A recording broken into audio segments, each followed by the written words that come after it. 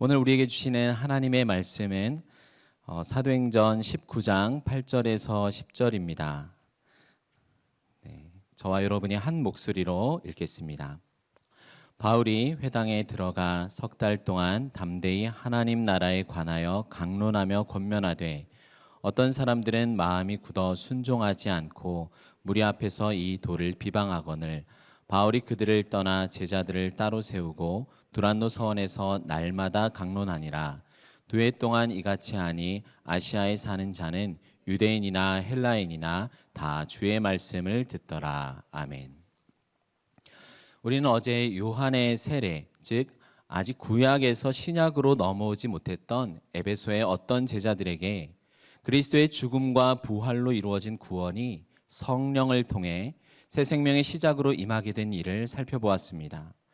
하늘 보좌에서 세상을 다스리시는 예수 그리스도께서는 성령을 통해서 예루살렘과 유다, 사마리아의 이 팔레스타인을 넘어서 이제 땅끝이라 할 수 있는 이방 에베소에도 자신의 하나 된 교회를 세우셨습니다.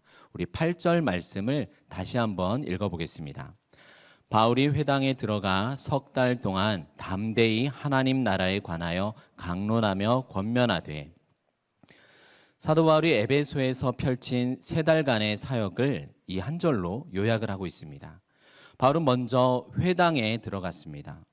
모든 전도 여행에서 각 지역마다 바울이 먼저 찾아가는 장소는 회당입니다. 이 원칙은 로마에 갈 때까지 변한 적이 없습니다. 회당이 없었던 빌립보의 경우에는 따로 기도처를 찾았었죠. 왠지 바울이 이방인의 사도라면 회당에 갈 게 아니라 바로 먼저 이방인들을 찾아 나설 것 같은데 그는 왜 먼저 회당으로 갈까요? 사도행전 9장 15절을 보면 하나님께서 바울을 처음 부르실 때 그를 이방인들 뿐만 아니라 임금들과 이스라엘 자손들에게 전하기 위하여 택한 나의 그릇이다라고 말씀하셨습니다. 이미 부르심을 받았을 때부터 바울에게는 이스라엘에 대한 사역이 있었어요. 인종적으로 구분하면 이방인과 유대인입니다. 신분적으로는 위로는 임금부터 아래는 종들까지입니다. 바울의 사역에 동참했던 누가가 사도행전을 기록하면서 바울의 사역은 그가 어디를 가든지 수직적으로는 노예부터 고위 관료까지, 수평적으로는 유대인과 이방인, 즉 세상 전체를 대상으로 복음을 전했던 것이에요. 그래서 그는 하나님 말씀을 전할 거점이 되는 회당을 먼저 말씀으로 정복하고 이곳을 시작으로 복음이 세상으로 뻗어나가게 하는 것이었습니다. 이것이 예수님의 전략이며 우리 교회의 전략입니다. 그래서 새로운 교회도 선교를 나가면 그 나라의 가장 핵심이 되는 지역과 도시 그리고 리더들을 모아 가르치는 사역을 통해서 복음을 전하는 것입니다. 이미 지난 2차 전도 여행 때 에베소에서 바울에게 오래 있기를 청했던 유대인들을 만난 곳도 회당이었습니다. 그리고 어제 성령의 놀라운 임재와 능력을 경험했던 그 본문에서 살펴보았던 12제자들도 이제 회당에서 함께하게 되었을 것입니다. 바울은 담대히 하나님 나라에 대하여 강론하며 권면하였습니다.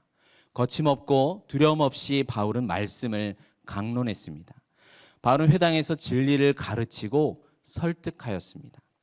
우리가 성령 체험을 아주 뜨겁게 하고 특별한 은사가 주어졌을 때 거기서 개인적으로만 누리고 멈추어서는 안 됩니다. 이제 철저하게 내가 세상으로부터 구별되어 옮겨진 이 새로운 나라, 하나님 나라에 대해서 바르게 배워야 합니다. 주님이 다시 오시는 날까지 교회를 세우시고 어디까지 우리를 자라길 원하시는지 이 하나님의 뜻을 알고 그 말씀에 순종하는 일꾼으로 우리 모두는 양육되어야 하는 것이죠.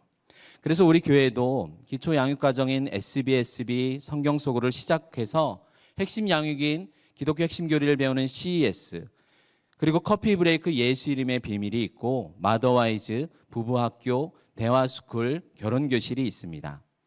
제가 빠뜨린 거 없겠죠? 모든 양육이 지식을 넘어 삶으로까지 연결되기 위해서 교사와 부모의 심장을 모두 가지고 우리 담임 목사님과 모든 목회자들 멘토, 인도자들께서 아주 섬세하게 진행을 하고 있습니다. 에베소에서 바울이 전한 메시지를 한마디로 요약하면 하나님 나라입니다. 사도행전 마지막 28장 31절에서 바울이 로마에 전파한 내용도 하나님 나라의 복음이었습니다. 이 하나님 나라의 복음은 무엇인가요? 사실 예수님께서도 공생의 시작부터 하나님 나라가 가까이 왔다라고 말씀하시고 천국 비유로도 하나님 나라에 대해서 말씀하셨죠. 부활하신 후에 40일 동안 제자들에게 나타나서 전하신 말씀도 바로 하나님 나라입니다. 사도행전에서 사도들이 입만 열면 예수 그리스도의 죽음과 부활에 대해 말하는데 그것을 요약하면 하나님 나라라는 것이에요. 왜냐하면 예수님의 존재와 사역, 이 하나님의 아들께서 사람이 되셔서 십자가에 죽고 부활하심으로 이루신 우리의 메시아 되신 그 모든 사역이 하나님 나라와 관련이 있기 때문입니다. 하나님을 스스로 떠나서 이 죄와 사망의 노예가 되어버린 이 죽어있는 이 세상 가운데 하나님께서 오랫동안 조상들에게 약속하셨던 그 메시아 그리스도께서 세상 속으로 오셔서 자신의 십자가 부활로 영원한 세상을 이 땅으로 끌고 와 도래케 하신 그 생명의 통치가 바로 하나님 나라의 복음입니다. 시간의 충만함이 도래했을 때 주님께서 다시 오시면 온전한 역사가 완성될 것입니다. 그때 하나님 나라가 온전히 임할 것이죠. 그러나 지금 이 세상을 살아가는 사람들 중에서도 어떤 이들에게는 성령께서 그 오는 세상의 삶과 통치를 실현해 가고 계신 거예요. 성령께서 영원한 하나님 나라의 의와 기쁨과 능력을 이 사망과 부패로 가득 찬 이 땅으로 끌고 오셔서 사망을 이기고 생명을 지금부터 누리게 한 이들이 바로 누구일까요? 바로 여러분이고 우리 교회입니다. 예수 그리스도의 죽음과 부활을 믿어 예수님을 구주와 왕으로 믿고 섬길 수 있도록 성령께서 창조한 백성이 바로 여러분입니다. 머리이신 그리스도께서 몸된 교회를 통해서 자신의 다스림을 확장하시는 나라가 바로 하나님 나라입니다. 굉장히 큰 개념이죠. 그래서 이 하나님 나라에 참여하기 위해서는 예수님을 믿어야 합니다. 그렇기 때문에 하나님 나라의 복음을 작게 말해서는 예수 그리스도의 복음이다라고 표현할 수 있겠습니다. 부활하신 그리스도께서 현재 온 세상을 다스리고 계시다는 것을 강조하는 이 하나님 나라의 복음은 믿고 받아들이는 이들에게는 너무 놀라운 생명이고 기쁨입니다. 하지만 이 새로운 주인의 등장은 어떤 이들에게는 여전히 그들이 머물고 있는 이 세상을 위협하고 있습니다. 복음은 영화처럼 관람하는 게 아니라 지금 당장 참여를 촉구하고 있습니다. 그렇기 때문에 여전히 자기 유익을 위해서 마귀와 세상을 주인으로 삼고 자기 자신을 가장 사랑하는 자들에게는 당장 참여하라는 이 복음은 그것은 긴장되고 위급하고 이 모든 것이 너무나 싫고 짜증나는 것이죠. 불편한 것입니다. 너무 당연하죠. 왜냐하면 하나님의 말씀은 특별한 힘을 가지고 있습니다. 진리가 선포되면 두 가지 반응이 일으키죠. 진리 앞에 엎드려서 그리스도의 통치를 받아들이거나 자신의 숨겨진 죄성이 더욱 폭발해서 완고해지고 주님을 대적하는 것입니다. 이처럼 복음은 참과 거짓을 나누고 빛과 어두움, 알곡과 쭉정이를 가르는 능력이 있습니다. 오늘 본문 9절을 함께 읽겠습니다. 어떤 사람들은 마음이 굳어 순종하지 않고 무리 앞에서 이 도를 비방하거늘 바울이 그들을 떠나 제자들을 따로 세우고 두란노 서원에서 날마다 강론하니라. 모든 사람들은 아니지만 일부 어떤 사람들은 마음이 굳어 순종하지 않았어요. 그들은 석 달 동안 돌처럼 굳은 마음으로 바울이 전한 복음을 배척하다가 이제 공개적으로 무리 앞에서 그리스도의 복음, 이 하나님 나라의 도를 비방했습니다. 왜 그랬을까요? 빛이 비추이면 어두움이 싫어하는 것이죠. 세상과 하나 되어 있는 자신들의 이 불경건함이 오히려 지혜롭고 능력 있는 것이라 생각하고 이것에 다른 사람들도 참여시키려고 하는 것입니다. 이런 일이 일어나자 바울은 그들을 떠나서 제자들을 따로 세웠습니다. 보통 우리는 이렇게 완고한 사람들을 그래 내가 한번 변화시켜 보겠다라고 여러 노력과 시간을 많이 투자할 때가 있습니다. 하지만 바울이 디도서 3장 10절에서 이단에 속한 사람은 한두 번 훈계한 후에 멀리하라라고 권면하는 것처럼 이 진리에 대해서 악하게 비방하고 거짓 선전하는 자들에게 너무 큰 노력을 할 필요는 없습니다. 오히려 교회 내에 이런 일들로 흔들리고 연약한 자들이 있다면 그들을 돌아보고 세우는 일에 집중할 필요가 있습니다. 그래서 보다 깊은 양육은 오히려 우리 예수 그리스도를 믿고 있는 자들을 굳게 세우는데 더 큰 목적이 있습니다. 바울은 이제 비방하는 자들을 떠나서 제자들을 구별하여 따로 세웠습니다. 어디로 향했습니까? 두란노 서원입니다. 많이 들어보셨죠? 기독교 출판사 이름이 여기에서 나왔습니다. 서원이라는 단어는 강의를 하는 학교와 같은 장소를 말합니다. 이제 종교적인 건물인 회당을 떠나서 세상의 많은 사람들에게 다가갈 수 있는 새로운 장소로 향했습니다. 이처럼 교회는 단순히 건물로 그치지 않고 그렇게 불교의 마치 절처럼 산속에서 물 좋고 공기 좋은 그런 곳에서 마치 고고한 학처럼 떨어져 사는 것이 아니라 세상 속으로 나아가서 그 사람들에게 다가가면서도 구별되어 있는 사명을 이 교회가 가지고 있는 것이죠. 이것이 교회된 우리의 사명입니다. 당시에 많이 사용된 이름 중에 하나인 이 두란노는 사람 아니면 장소 이름입니다. 사람이라면 그는 자신의 이름으로 돈을 내고 에베소에 학교를 세운 건물주이거나 학교로 사용하도록 기증한 사람일 수 있습니다. 아니면 이 서원에서 정기적으로 가르치던 유대인 랍비거나 헬라인 철학자일 수도 있죠. 두란노라는 이름의 헬라어는 튀라노스입니다.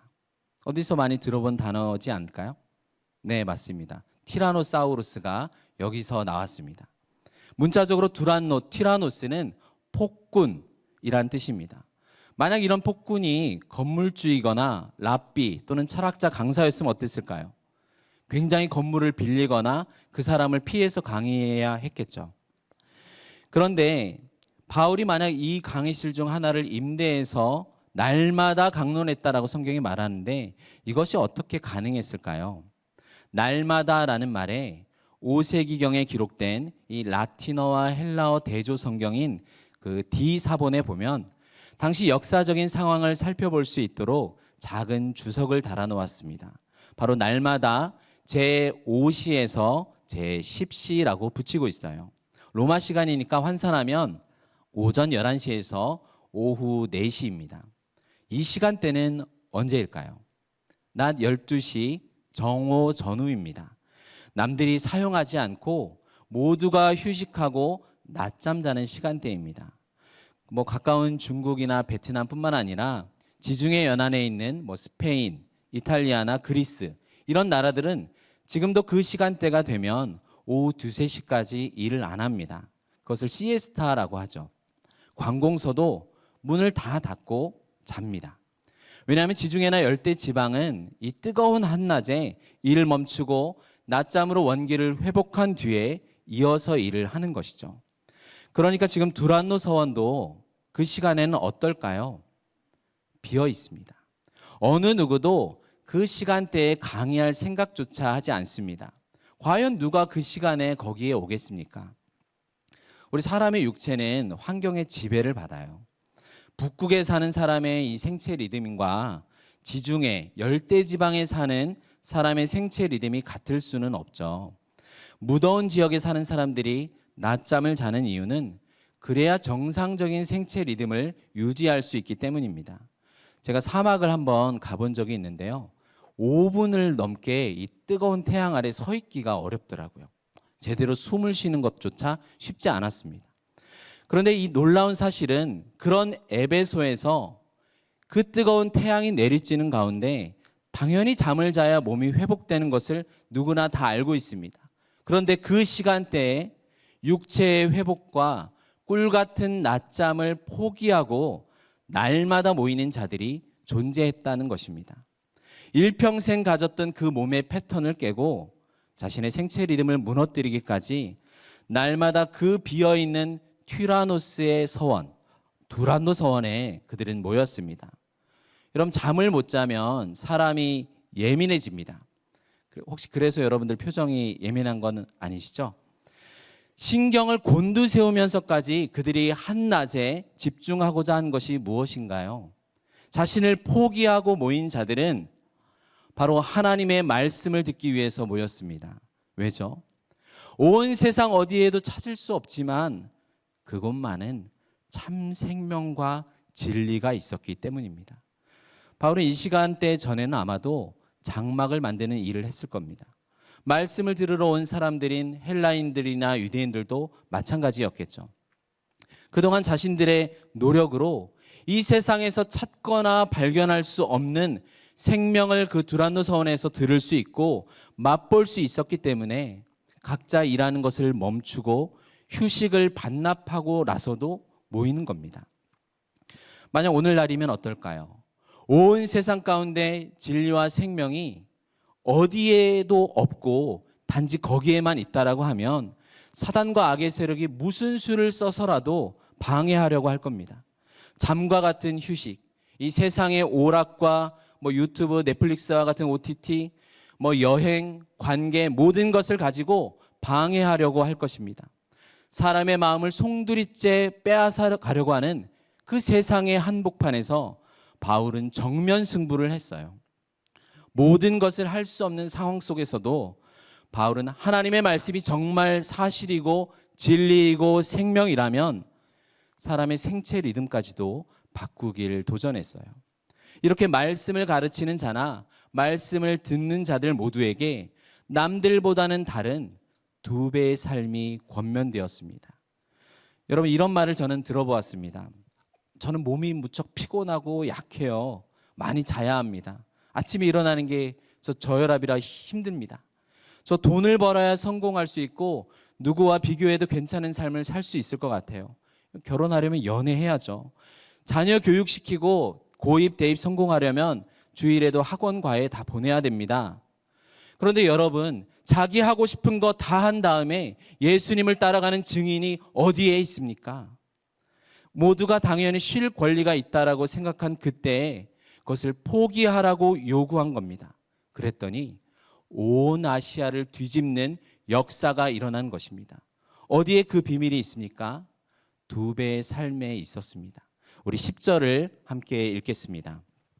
두 해 동안 이같이 하니 아시아에 사는 자는 유대인이나 헬라인이나 다 주의 말씀을 듣더라.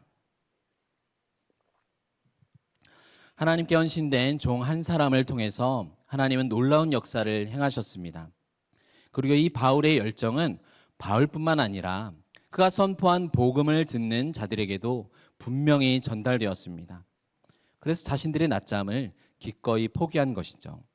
바울은 나중에 고린도전서 16장에서 이 에베소에서 일어난 복음의 진보를 이렇게 기록하고 있어요. 내가 오순절까지 에베소에 머물려 함은 내게 광대하고 유효한 문이 열렸다.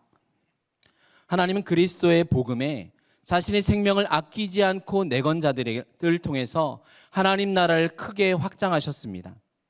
이 일이 그때만 일어나는 것이 아니죠. 우리 새로운 교회 안에서는 매 주일마다 일어나고 있습니다. 다 쉬고 놀러 가고 싶은 그 주일에 하나님을 가장 사랑함으로 모인 자들이 바로 우리 성도님들입니다.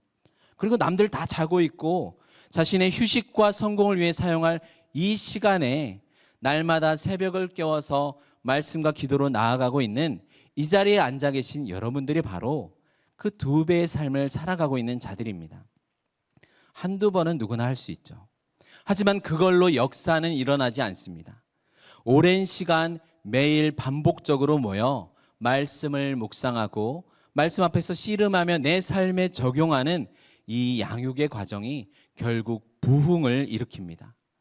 세상에서도 좋은 사람이 되어야 한다는 단순한 도덕적 내용이 아니라 하나님 나라, 그리스도 중심적인 복음과 이 성령의 역사가 선포되는 말씀을 듣고 전할 때 이것이 세상을 흔들며 세상을 이기는 승리가 됩니다. 여러분이 바로 작은 예수로 작은 바울이 되어 이 땅을 살아가는 주의 종입니다. 우리가 하나님의 뜻을 위해서 살면 여러 회방꾼들과 대적자들을 만날 수밖에 없습니다. 그러나 역설적이게도 바울은 에베소의 회당에서 이 복음을 배척하고 모독하는 자들을 만났기 때문에 회당을 벗어나서 두란노 서원을 향할 수 있었습니다. 그 결과 에베소를 뛰어넘어 아시아 전역에 사는 유대인들과 헬라인들 모두가 복음을 들을 수 있었습니다. 사랑하는 성도 여러분, 우리의 생각과 관구보다 놀랍게 역사하시는 하나님의 일하심을 여러분의 인생에서 보시길 축원합니다. 여러분을 끌어당기는 이 세상의 힘은 너무나 강력하죠. 하지만 사망에서 부활을 일으키신 전능한 하나님께서는 여러분을 세상에서 구별하여 주님과 말씀 앞에 세우셨습니다. 이제 세상을 살려내도록 우리를 부르셨습니다. 육신을 따르지 않고 성령을 따르는 여러분의 2배의 삶을 통해서 하나님 나라가 오늘 또 세상을 뚫고 이 땅에 능력 있게 임하기를 주님의 이름으로 축원합니다. 기도하겠습니다. 하나님 아버지, 우리에게 복음을 듣게 하시고 죄와 허무에 굴복하는 이 세상을 벗어나 성령을 통해 생명과 의와 기쁨으로 가득 찬 하나님 나라를 살아가게 하심에 감사드립니다. 이제는 세상의 향락과 자랑과 정욕을 쫓지 않고 생명의 주인이신 그리스도를 위하여 2배의 삶을 살아가길 소망하는 우리에게 복을 내려 주시옵소서. 항상 모이기에 힘쓰며 말씀을 통해 진리를 깨달아 참 자유와 승리를 경험케 하여 주시옵소서. 예수님의 이름으로 기도드립니다. 아멘.